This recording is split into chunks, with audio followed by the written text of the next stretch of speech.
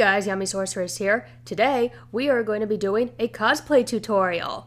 So, as you can see from the sweatshirt behind me, I'm pretty sure you all can guess that, or you just clicked on the stupid video that said Jack Frost tutorial. Anyway, yes, Jack Frost. We are doing Jack Frost tutorial and how to make this lovely hoodie today so that one day, you too can be Jack Frost. Yay! Let's get started. Tools of the trade first. Well, first off, you definitely need to have your helpful friends, your helpful worker here, who's always in the way, but we all love her to death. But, tools of the trade. I suggest that if you want to do the sparkles or the designs on Jack Frost hoodie, these are excellent. You can get them in any art store. You can get them in Michael's or your local art store. It's very simple to come across. This one will be your main one. These are for the snowflakes. Snowcap white is the color that I will be using. And these also come in puffy form, and it'll say puffy form right at the bottom. I would suggest to stay away from the puffiness unless you want some more 3D dimensional to your sweatshirt. It's your choice though. And then for this one, this is silver. So this is plain old silver, and I do not need a lot of it. These are just for small little designs that you could see right here and right here on the white part. So you're not going to be using a whole lot of this. It's just to give a little bit of detail. If you don't like this option, I would suggest maybe a little bit of the glitter, fabric glitter. I will not be using this because I do like this much better. It sticks better, but you can easily pick these up for $5, even less, in your local art stores. And finally, this is optional. I would suggest these brushes. This one is already a bit dirty from me doing the front of Jack Frost's outfit.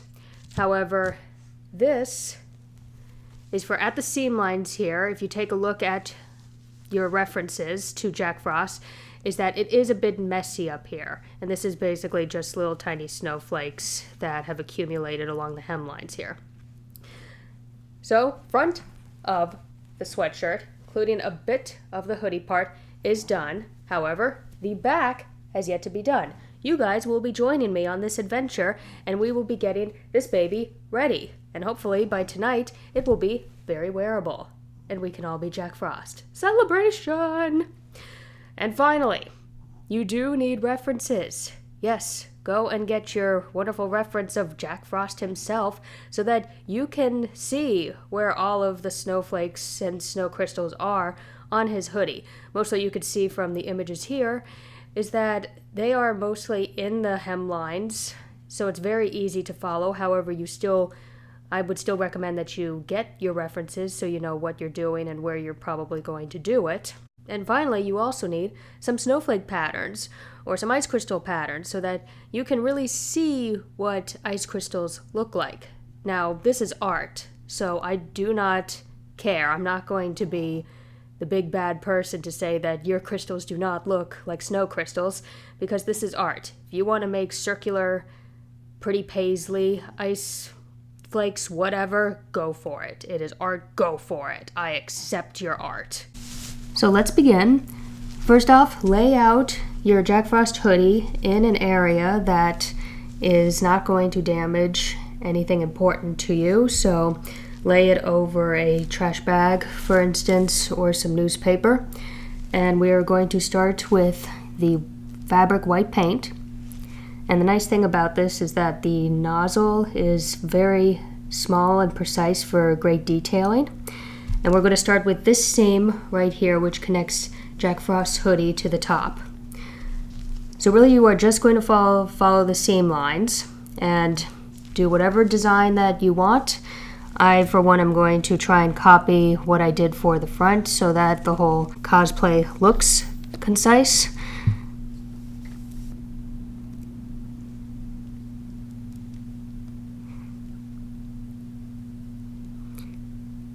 And take your time with this. There is absolutely no rush. Make it as detailed as you want, as not detailed as you want. You are the artist. Go forth and explore.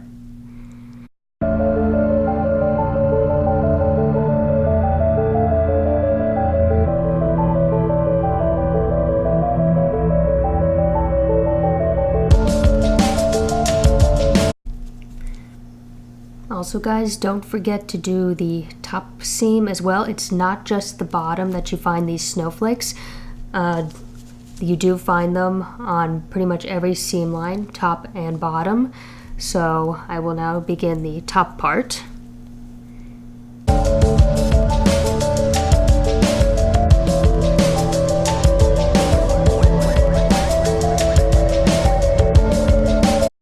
Now this is optional. Some people don't like to do this. I personally am trying to be as closely related to the character as I possibly can. If you notice on your references how on the seam lines it's a little bit more messier and not very straight like these snowflakes right here. And this is mostly that there's snow that's accumulating on the seam lines here. So in order to replicate that on here, you take one of these brushes and with your paint still wet, if it has dried, all you have to do is just pour some of this onto a plate and dip it in. But just lightly tap it along the seam line. And this will create the little snowy effect. Completely optional though. You do not have to do this if you don't think it's pretty. I was hesitant about doing it at first, but now that I have done it, I do like how it came out. Try to avoid the ends, however, if you want to make this look as accurate as possible. If you notice on your references, the snowflakes are pretty much intact at the bottom, further away from the seam lines. So now I am going to move this up just a little bit and let that part up here dry. And we are going to be working on the next seam line, which will be the arms.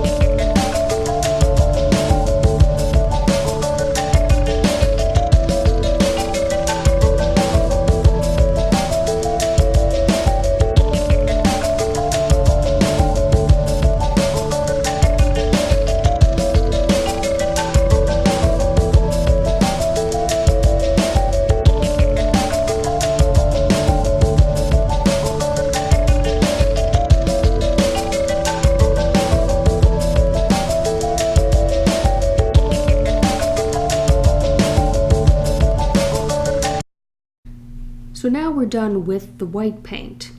However, it's still a bit wet in areas, especially the ones that you just finished. As for the top area, it's getting dry, but there are areas that are shiny, meaning that it is still wet. However, what you can do at this time is that you can take your silver paint, or if you prefer your fabric glitter, and you can start detailing some of the snowflakes that you've already put onto the hoodie. Now you don't want to cover every single white area with silver. In my opinion, that's a little too much, but if you take a look at snowflake images, there are some areas that are more sparkly than others, and this is just really to give that effect that these are the shiny areas of these snowflakes.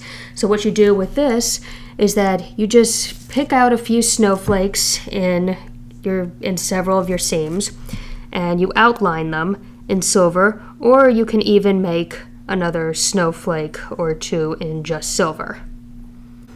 So this stuff is a little bit more puffy, if you can see here, and it's not puffy paint. However, it's just the way that this comes. And what will happen is that it doesn't look pretty right now, but as it dries, the glue in there will turn transparent. So all that you will see is the silver sparkles that are in there. So don't be afraid when you first see it.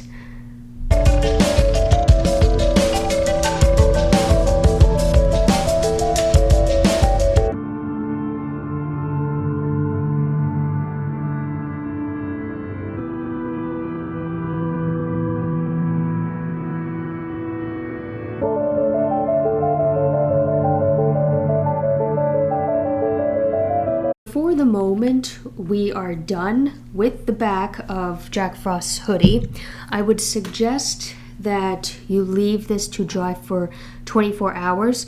The white paint, it does seem to dry much faster than that of the silver paint. However, I would still suggest, even if you are using the white paint and it may seem dry, there are areas inside little bubbles that take a lot more time to dry. So I would definitely just hold off on trying it on for 24 hours, and definitely hold off 24 hours before flipping it over and doing the front side of Jack Frost hoodie. And a few end notes is that when you do the front of Jack Frost hoodie, and I did this a few days ago, so sorry I am not posting this, but if I can do this correctly to show you, the hood opening area is also decorated with snowflakes. So keep that in mind as you're looking through references of Jack Frost. And finally, the elbow areas have just a very few amount of snowflakes on it where the elbow bends. If you want, you can just do the snowflake pattern with your brush. Instead, if you don't want to do full-on snowflakes, it's up to you, because really there is no rules when it comes to cosplay. As long as you are having fun, as long as you have made something amazing that you are proud of, you have done an excellent A+ job. So very proud of you guys. In the meantime, I'm going to let this dry for the next 24 hours, and besides from the elbows and a little bit on the top of Jack Frost hoodie, this is done, and here it is in its full glory being modeled.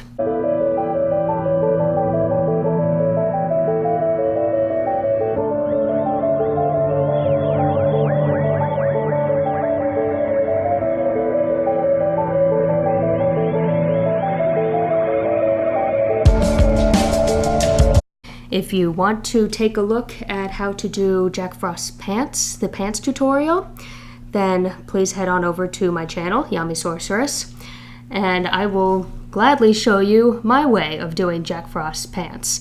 So, hope you guys enjoyed this, and it was definitely fun for me, and I hope all of you get a kick out of it as well if you ever want to try doing a Jack Frost cosplay in the near future. So, Yami Sorceress, signing off.